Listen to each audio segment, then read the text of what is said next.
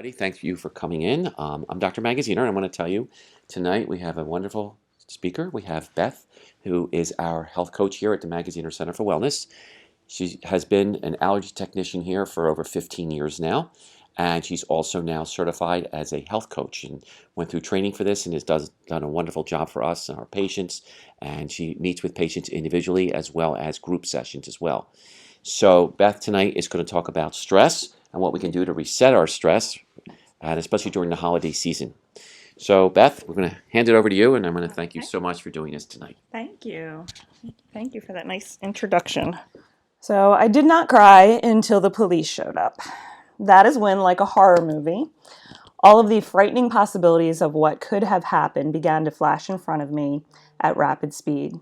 The flood of tears and full body tremors that followed were uncontrollable. I had been held at gunpoint while my manager was forced to open the safe. The gun was held back and forth from my nose to my forehead for what seemed like eternity. And as I tried my best to get a good description of what the unmasked men looked like, they grew increasingly frustrated with me. Unfortunately, in the stress and chaos of the situation, my manager went blank and could not remember the combination of the safe, and so the threats continued. I was 17 years old. I went on to develop post-traumatic stress disorder, also known as PTSD. This led to many years of anxiety, panic attacks, and other stress-related issues. I found myself trapped in a vicious cycle of using a variety of unhealthy tools to escape my stress, but most of these choices only compounded the problem. This was one of my more dramatic and memorable, but certainly not my only experience of how stress affects us physically, mentally, and emotionally. In fact, like many of you, I've had my fair share of traumatic events. All right. In fact, when my daughter was in high school, her best friend had an assignment to interview somebody who had been through a traumatic event. And my daughter quickly said, "Hey, you should ask my mom. She's had a bunch." so, um, my name is Beth Santry, as Dr. Magaziner said, and I am the allergy technician and health coach here at the Magaziner Center for Wellness.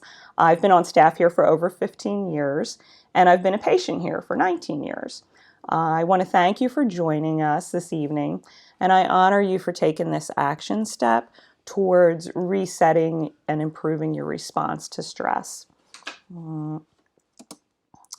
My intention for tonight's workshop is to help you identify your inner strength, gain awareness regarding your stressors, inspire you to take action, and give you some basic tips to implement immediately. I shared this story with you tonight not to elicit sympathy, but to inspire strength. We all have had stressful situations in our lifetime that we have overcome, but too often we don't give ourselves credit for those accomplishments. So I want you to learn to acknowledge, embrace, and internalize your successes, as this is what's going to give you the courage to move forward through any challenges that may lie ahead. You hold the key for your healing, and our challenges are always an opportunity for growth. So it may seem really difficult when you're going through it, but when we come through it on the other end, we come through it more knowledgeable and with more strength. So I want you to learn to embrace this. I want this to be an interactive workshop.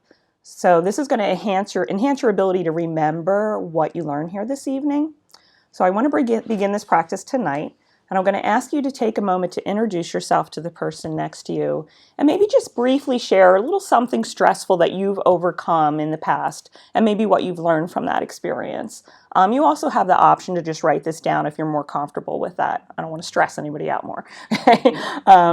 Remember that sometimes it's the little things that really can trip us up. So this is not a competition, so you want to listen with an open heart, okay? And I do want to tell you, though, that this microphone kind of picks up a lot, so it may pick up your voices. So if you want to talk quietly, if you don't want to, this is being filmed, so it may pick up your voices. And I ask if you are watching at home, please take a minute to write down your experience while we're doing this together, okay? So just kind of take a moment to either share with the person next to you, say hello, and if you want to just write down something you've overcome, or if you want to share it with the person next to you, that's fine. Okay. All right. So thank you so much for sharing that. We're all so much stronger than we give ourselves credit for, okay? So take time too when you get home tonight to write down all of the challenges that you've overcome in your lifetime. All right, I want you to own them and embrace them, and this will begin to give you strength moving forward. I worked for many years in the field of drug and alcohol recovery, and I was so moved by the intensity of the stressors that many of our patients had overcome. But truly, it did give me faith that they could heal. Okay.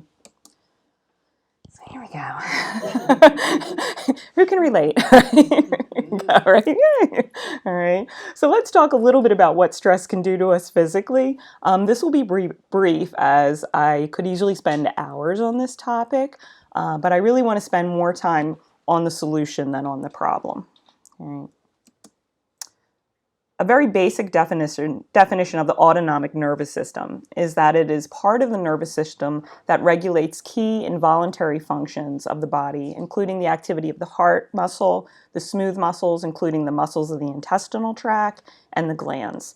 But for our purposes this evening, the main thing we want to discuss are the parasympathetic and sympathetic nervous system. The parasympathetic nervous system controls homeostasis and the body at rest. The parasympathetic nervous system is the body at rest, and it's responsible for what we call the rest and digest function. On the flip side, the sympathetic nervous system controls the body's responses to a perceived threat and is responsible for what we call the fight or flight response. Stress is often broken down into three specific types. We talk about eustress, distress, and chronic stress. Eustress sometimes is known as good stress, okay, and that can motivate us to move forward in our personal relationships, careers, education, and passions. This would include things like starting a new job, buying a house, having a baby, planning a wedding. So even though they often lead to positive outcomes, these situations can still produce stress on our system and can have a negative effect. In fact, on something called the Holmes and Ray Life Stress Inventory, marriage is ranked just as high as having a major personal injury or an illness. But maybe that's no surprise, right? You can find this stress inventory by Googling Holmes and Ray. That's HOLMES and Ray, RAHE. And that stress scale, you can get an idea of how various life events rank, and it can actually be kind of eye-opening. It also might help you to incorporate and acknowledge some of the things that you have managed to get through in the past, okay? Distress, often referred to as bad stress, would be things like death of a loved one, divorce, losing a job, a car accident, and so on. This is what often puts us into fight or flight mode. My experience of being held at gunpoint would fall into this category. This type of stressor can also carry over into the third category of chronic stress. And when it's not properly resolved, which is what happened in my situation. So chronic stress is described as stress occurring for longer than 21 days in response to situations in our daily life. Some career paths are more prone to chronic stress than others. So when we think of military, firefighters, police officers, pilots, inner city teachers, ER nurses, surgeons, these are just some examples of some of the career paths that are more known to high stress. Include yourself in this category if you are a caretaker, okay? If you are caring for children, an elderly parent, a loved one with an illness or a disability, you are most likely dealing with chronic stress. Life has also been known to throw us numerous curveballs at once.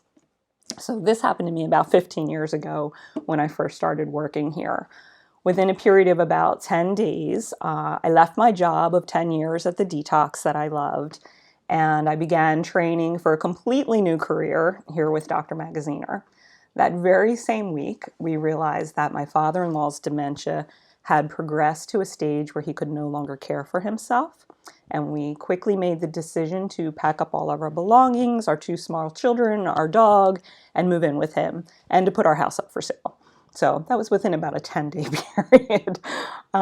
We had no idea how his various illnesses were going to progress, but we just kind of had to jump in and do what was needed. So I think, we've all experienced this type of thing in our life. So the effects of stress on our health. It can affect us physically, emotionally, cognitively, and behaviorally. These are just some of the physical symptoms that we might experience through chronic stress or even acute stress. Okay. The last one on this list here, increased cortisol. So cortisol is a stress hormone that's actually necessary and a needed part of our fight or flight response, and it allows our body to respond as needed to escape a perceived threat. But it also gives us a steady energy throughout the day, and it assists with the performance of other key hormones like estrogen, testosterone, and thyroid. But when suffering from chronic stress, prolonged elevated levels of cortisol can actually lead to numerous health issues, including insomnia, obesity, heart disease, inflammation, diabetes, fatigue, weakened immune response, and anxiety and depression. So emotional symptoms, we can become easily agitated, frustration, moodiness, a feeling of a loss of control. So when we feel like we have no control over a certain situation in our life, that really can increase our stress levels. Or that need to take control. Sometimes we're grasping at that need to do that. Racing thoughts, difficulty relaxing, low self-esteem, avoiding others, tearfulness, and overwhelm. Okay, so it's good to be aware of some of these symptoms of stress because sometimes we're feeling these things and we don't acknowledge what's going on in our life. We don't realize that this can be directly attributed to the current stress that we're experiencing.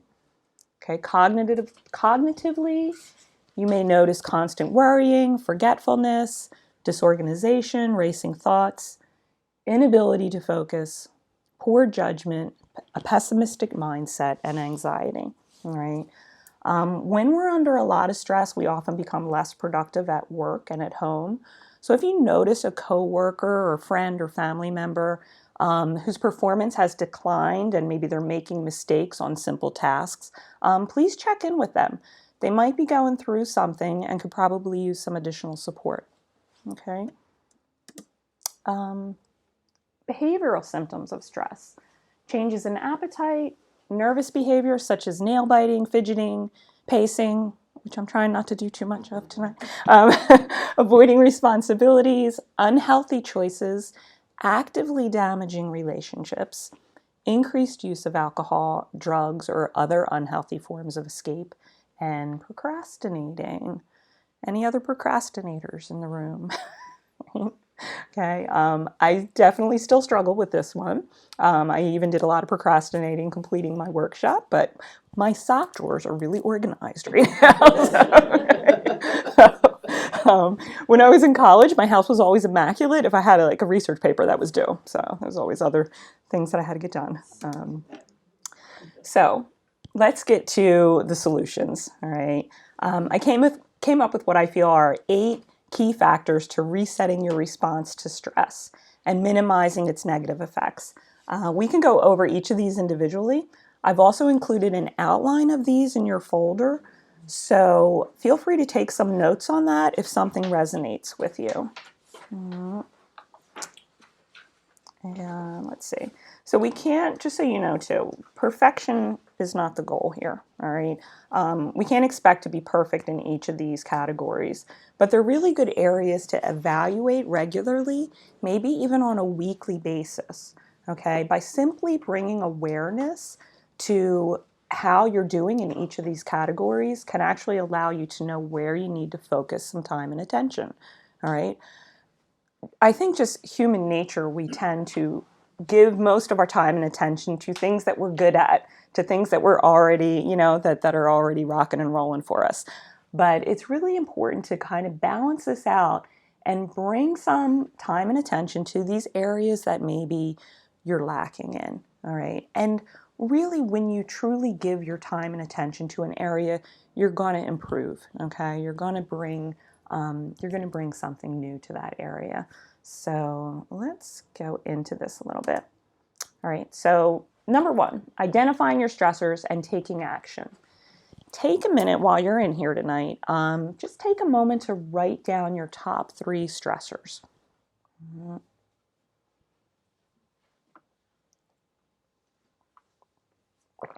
So sometimes simply identifying your stressors can begin to relieve your overall stress. All right, write it down so you can begin to formulate an action plan.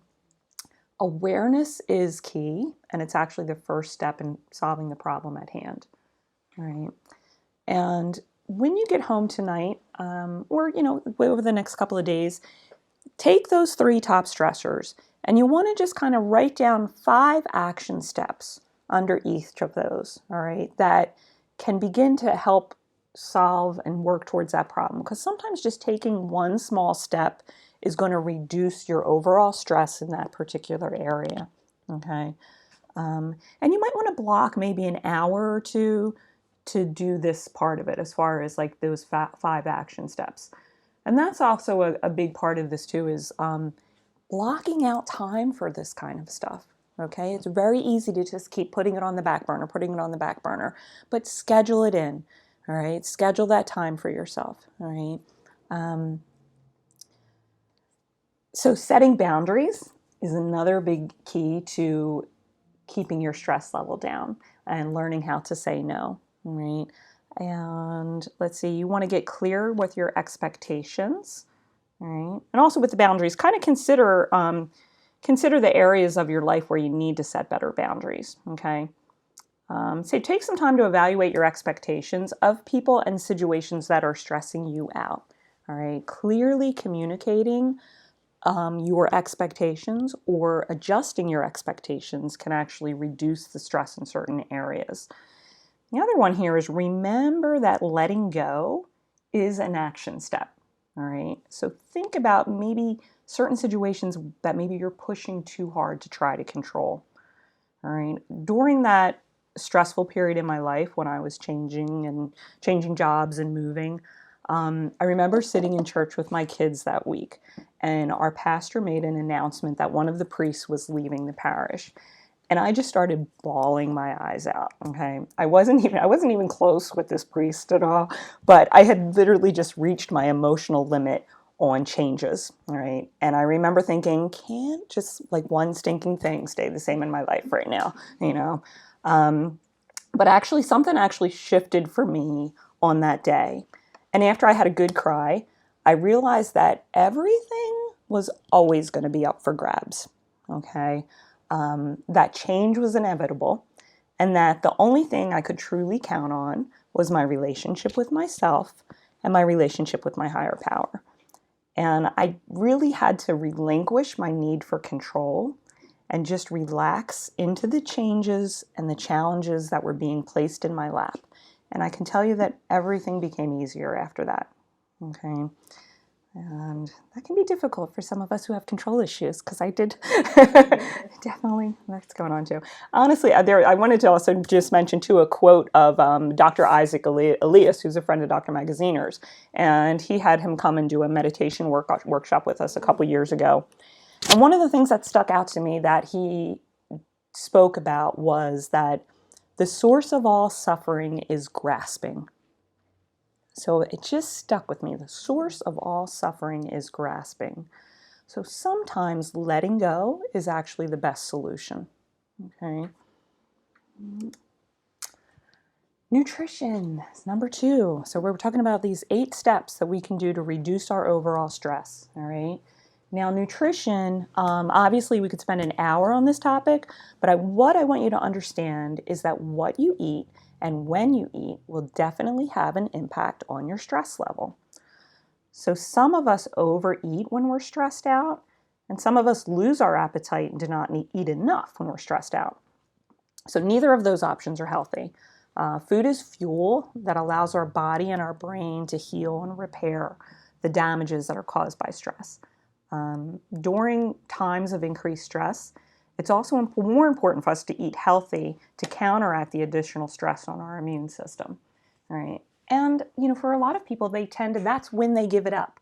Maybe you're like on a roll, you're eating healthy, and then, something comes up, some stressful situation, and you just want to go right back onto that old path of going for the junk food, maybe, going for the sugar, going for the coffee, going for the alcohol. It's like these things that we know are not good for us. And honestly, it may temporarily make the stress feel better, but it ends up compounding the problem, okay? So keeping a focus on clean food, when with that we mean like avoiding processed foods and eating whole food that doesn't require a label, okay? It is what it is. Remove sugar. It is going to weaken your immune system. And if you have any food intolerances, if there's a food that you know that you're sensitive to, that your body doesn't react well to, you want to particularly avoid that during times of stress. Right? So here's a little, kind of more on that topic, is foods that we want to limit or avoid. Foods that are laden with trans fats, artificial dyes, flavorings, chemicals, refined sugar, artificial sweeteners. You want to try to remove sugar as much as possible. But one of the things I like to tell my health coaching patients is, if you're checking a label and it has the sugar content on there, try to keep it to 5 grams or less, all right? And when you keep that figure in your head of 5 grams, you start to realize when you look at these labels that they have 10, 15, 20, 30 grams of sugar per serving, all right? That is going to really wreak havoc on your immune system and your stress level, all right? So limit or avoid alcohol and caffeine. Dairy, if you tolerate it well. A lot of people don't tolerate dairy well. But if you do, you want to choose organic, grass-fed, white processed flours. Both dairy and wheat are very inflammatory, so they're good ones to keep out. And again, known triggers for your system. This was actually kind of like my entry into the world of functional medicine. When my kids started here years ago, we realized that they both had a lot of food sensitivities. And when we started kind of cleaning up their diet and getting rid of the dyes and the preservatives and all, it was a complete 360 change, not only in their health and their amount of, head colds and that type of thing, but just behavioral as well. So, let's see. So, number 3 on our list of 8 things to reset your stress would be sleep. Okay, you want to shoot for 7 to 8 hours of sleep a night, and believe it or not, they've realized that even just one less hour of sleep. So if you bump it down from 7 to 8 to 6 hours of sleep, just that one less hour is going to have an effect on your system. Okay, so play around with that. Try, giving yourself that extra hour of sleep. I also like to encourage patients to focus on what we call your sleep bookends, and that would be, what are you doing your first hour of the day when you wake up? And what are you doing for that last hour of the day before you go to bed? Okay, that first hour of the day, it's really important. You want to start out with like 1 to 2 glasses of water. You want to do some basic stretching. All right, it's really good to just get your body moving first thing in the morning. And take a minute to kind of set your intentions for the day. What is it that you want to accomplish? Otherwise, if we go right to our phone, if we go right to our email list, we end up being in a reactive state. And we're basically just kind of reacting to other people's needs instead of actually checking off our list of intentions of what we wanted to get done for that day. Okay? So it's a good thing to kind of start your day with that water, some stretching, set your intentions, maybe look at your key things you want to accomplish that day. The last hour is equally important, right? They know now too, it's like you want to limit your screen time, especially for that last hour before going to bed. Ideally, limit your food intake prior to, and I'm sorry, I don't have this stuff up here, but you really want to limit your food intake for the last couple hours before going to sleep. And it's kind of the same reason, the food and the alcohol. Some people will get in a bad habit of maybe having like a glass of wine or something to help them fall asleep at night.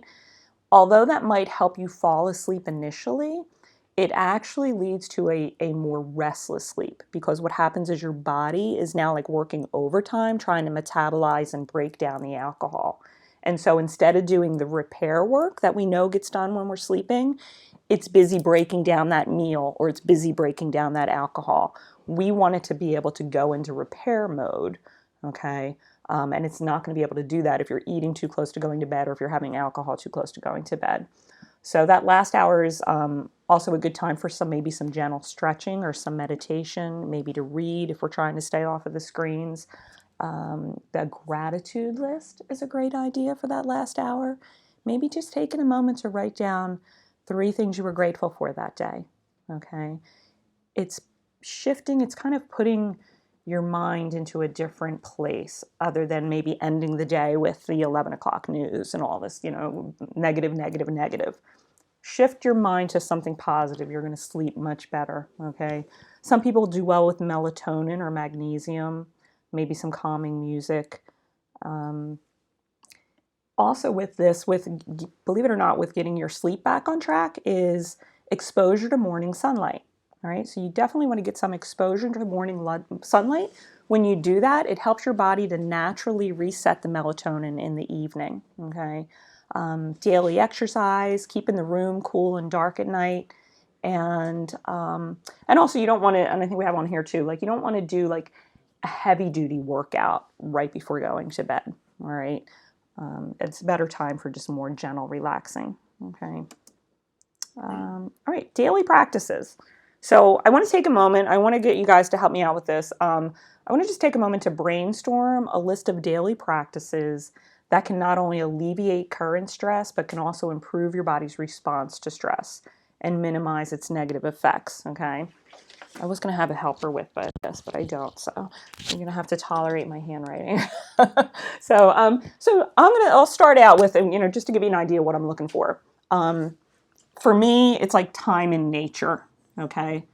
So I'm going to write this kind of big so if anybody's watching at home, they can see it. So time in nature, I know really helps to relax me, okay? We were talking about camping earlier. Anybody else? What's something that you can do maybe on a daily basis that's going to help to relieve your stress? What works for you? You know what I'm going to say. Yoga. Yoga. All right. / meditation. Yeah. All right. That's wonderful. Is that big enough, Seth? I don't know. I feel like that's ginormous. Okay. So yoga and meditation. I'm just going to write meditate. I'm sorry. I've been told I write like a 9-year-old boy, so I'm sorry. No offense to 9-year-old boys out there. What else? What works for you that brings down your stress? Reading. Reading. Great. Okay. All right, reading. Anybody else? Just kind of shout them out. Prayer. Prayer. Excellent. All right. So that's really, I'm getting smaller and smaller as we go. All right. Swimming, but I'm not doing it all year round at all, but swimming is really meditative. Yeah. So I think for a lot of, like any kind of maybe your sport, whatever, your favorite sport is or whatever, but swimming particularly, I think just in the water, water can be very calming. So yeah, let's put that one up there. All right. Anybody else? Walking. Yeah. So that's me. I need to be walking in nature. That's what I need to do. Yeah. And it's so funny because I like to, there's like trails that go through these woods and all. And so like, I'm always like text my husband because I like to go by myself, but I'll text him. I'll be like, going into the woods now, coming out of the woods now. Just so you know. So. Anybody else? How about being around animals? Oh, I love that. Animals. Okay. I volunteer at an animal welfare center. I just feel so good when I walk the dog. Oh, I love that. So like,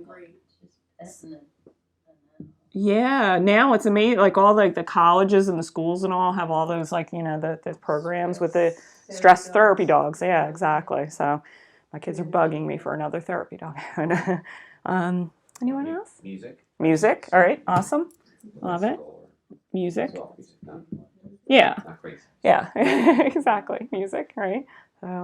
So start to kind of get a list going for yourself of like things that can be like daily practices that you can start to bring in on a regular basis, because these are like, they're going to act as like release valves for you throughout the day.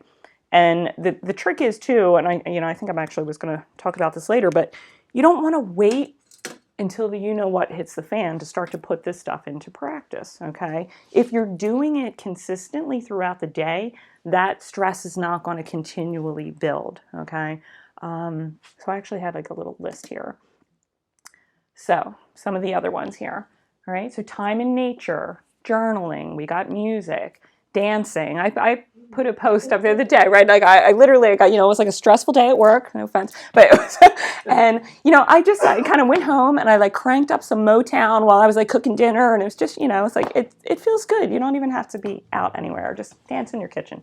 Talking to a friend, going for a walk. Sex, believe it or not, can really reduce your stress level. Meditation, laughter. With meditation, if you're not familiar with it, there's so many really great apps out now that can kind of teach you and guide you through meditation. So some of my favorite meditation apps are Headspace, Calm. There's one called Daily Om, which is OM. So they will guide you. They could do some guided meditations and teach you how to do this.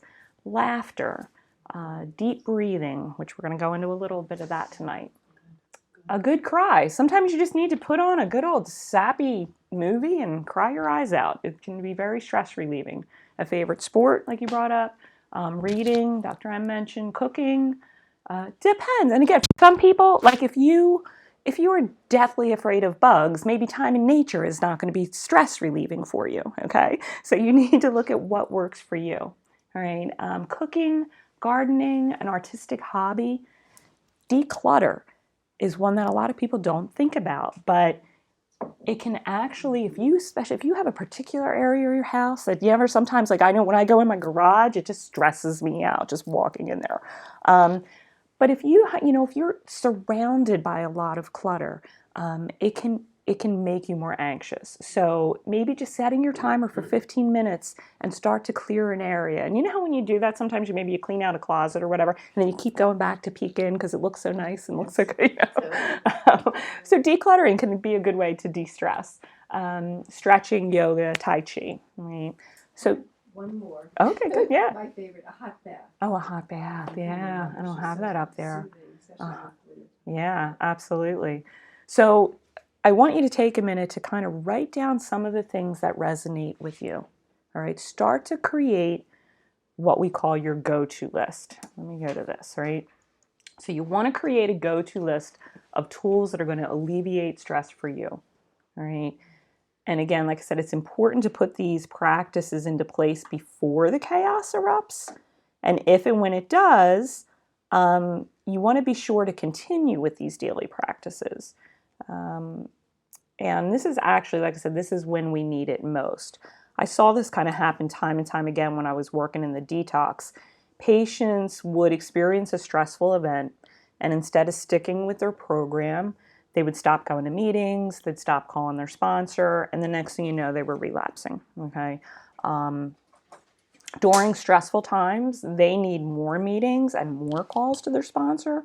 And when we're stressed out, we too need to incorporate daily practices and increase our commitment to our healthy tools that we're discussing tonight, all right?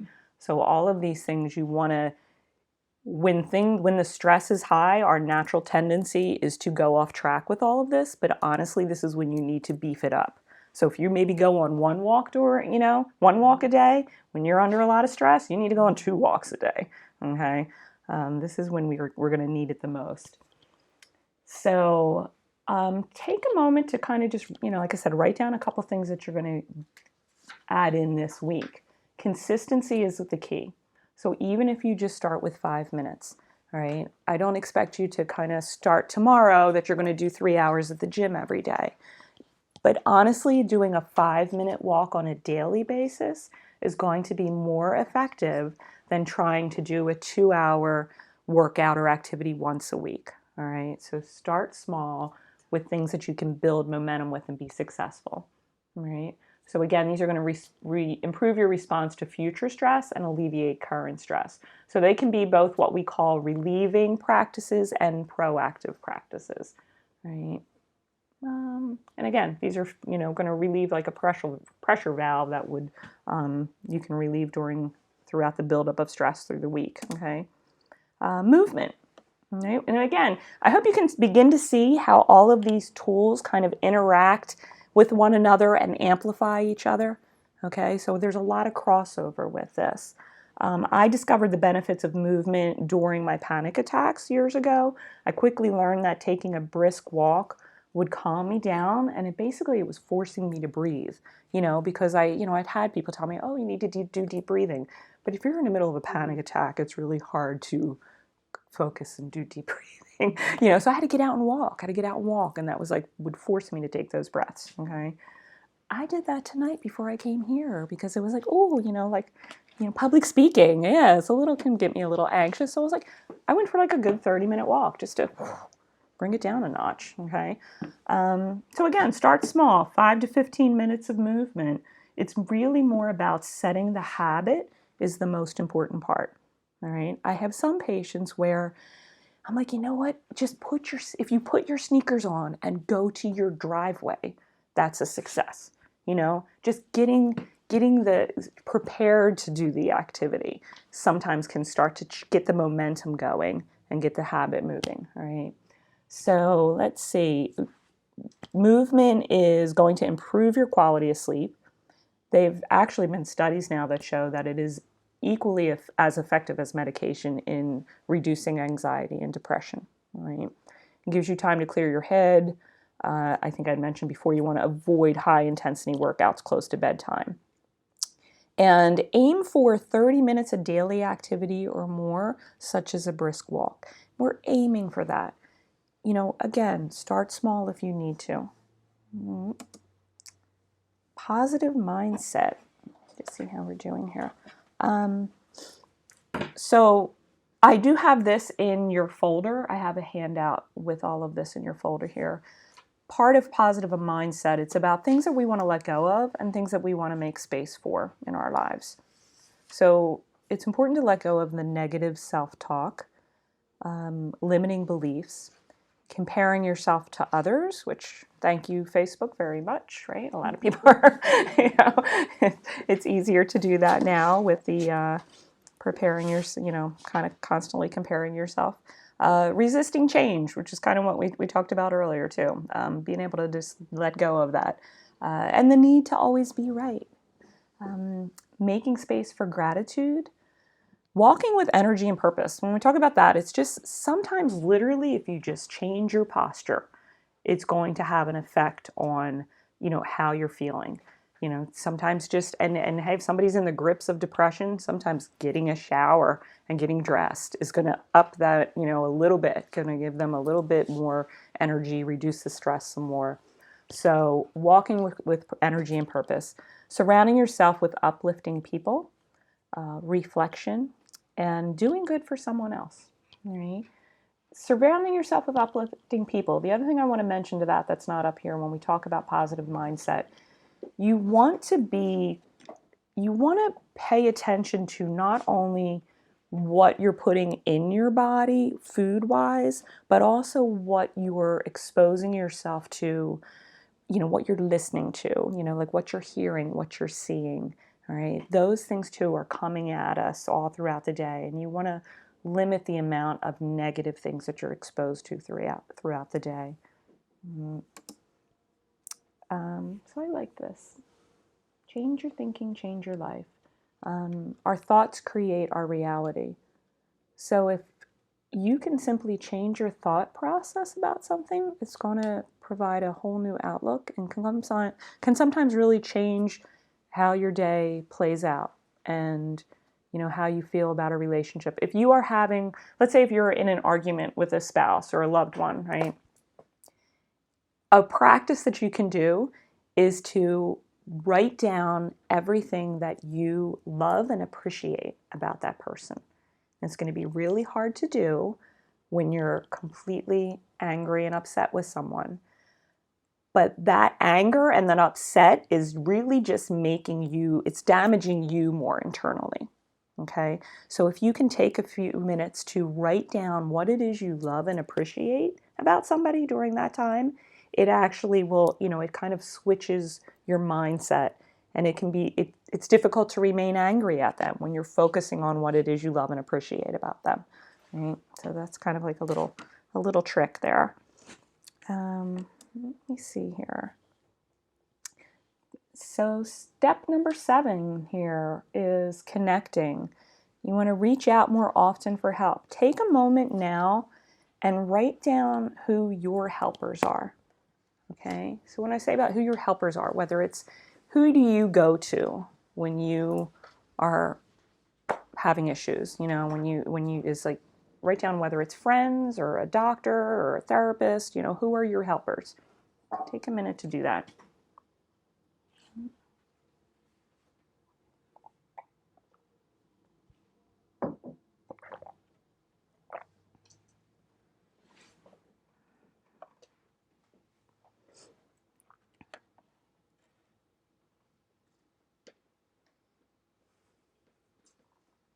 I also want you to take a minute to think about where you have or where you can create more community in your life. Because the more community that we have is going to really be able to bring down our stress levels, when we feel that we have a sense of belonging. Mm-hmm. So kind of just take a moment to think about your helpers and where you have or where you can create community.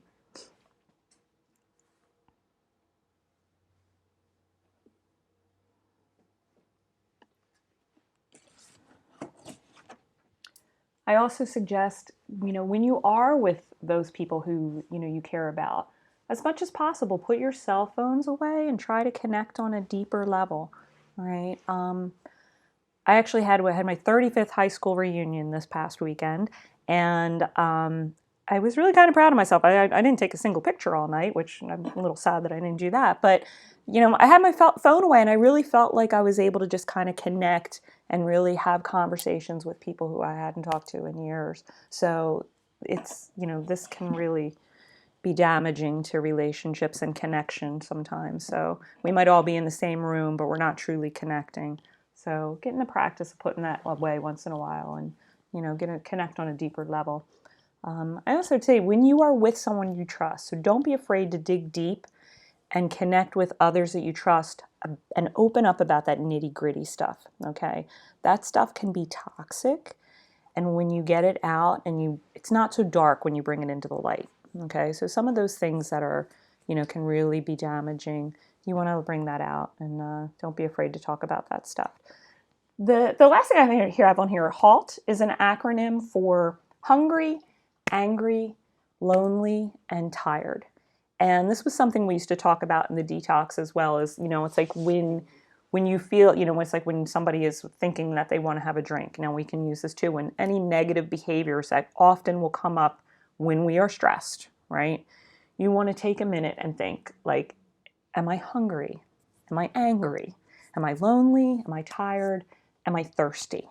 Okay. And address, try to take a minute to think about what is it that's truly going on with you. Okay.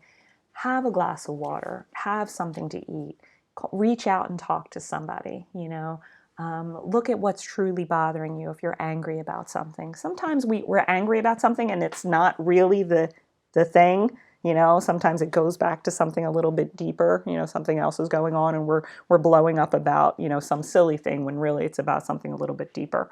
Okay. Mm-hmm. I like it. So I don't know if anybody saw this before too. Fine. So fine. Yes, I'm fine. I'm fine. Stands for freaked out, insecure, neurotic, and emotional. Okay. Mm-hmm. Yeah, I think that was like on Friends years ago or something. Mm-hmm. All right. Last but not least, we want to breathe. Okay. Practicing deep breathing on a daily basis is really one of the easiest and most effective practices that you can begin to help reset your stress.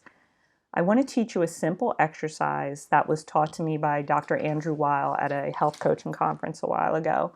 You can actually find a video of him teaching this technique on YouTube. All right, but there's also a copy of this.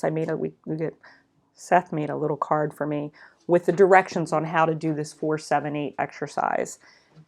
Stick it on your fridge, on your nightstand, wherever you're going to have access to with it. But I want us to do this together, okay?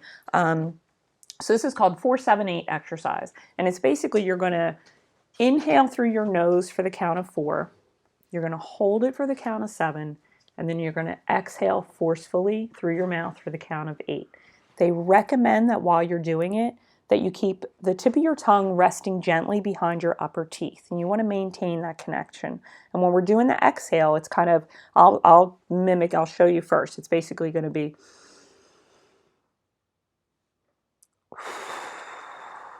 so I did a little quicker, but you can see it's just like you're kind of forcefully blowing out through the mouth. So it's important to kind of sit up straight, have a nice straight spine, feet on the floor. This is also a great exercise to do at night when you're laying in bed if you're having a hard time falling asleep or if you wake up in the middle of the night, okay? All right, so we're going to go in through the nose for 4,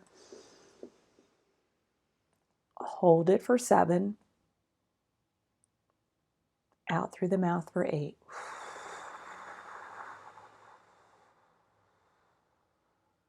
In for 4, hold it for 7, out for 8.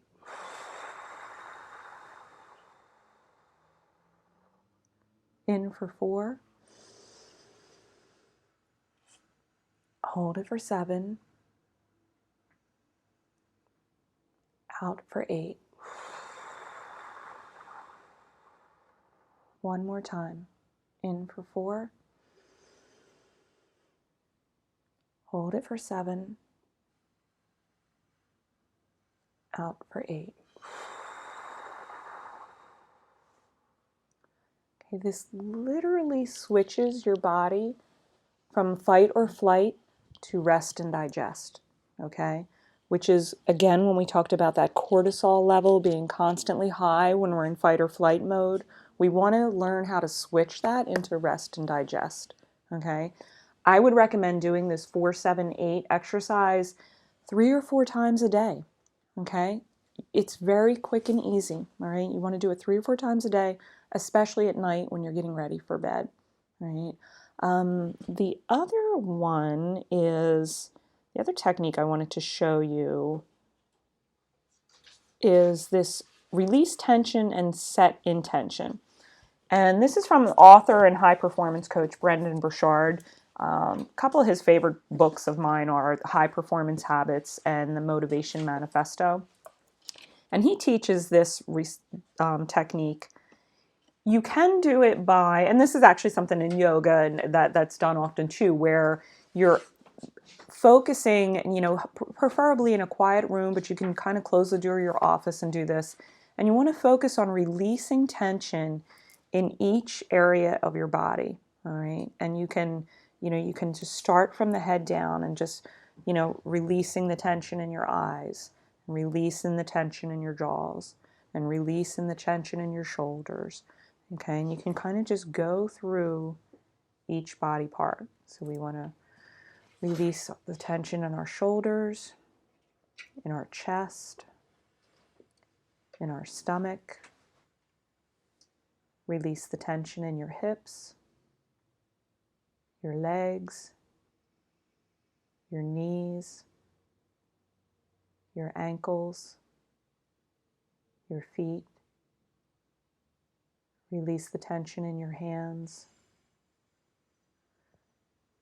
And we don't want to forget to release the tension in our neck. Okay? Now, if you can do that and just take a few minutes to sit quietly and release that tension, if you don't have time to go through that, you can just sit quietly and repeat the word release over and over for a few seconds or minutes. So you're literally just kind of sitting there, release, release, release. And after you complete that, you want to set your intention for how you want to show up for the next person or event that's coming up in your life. Okay, so you can do this several times throughout the day. It's really important to do it with your big transitions throughout the day.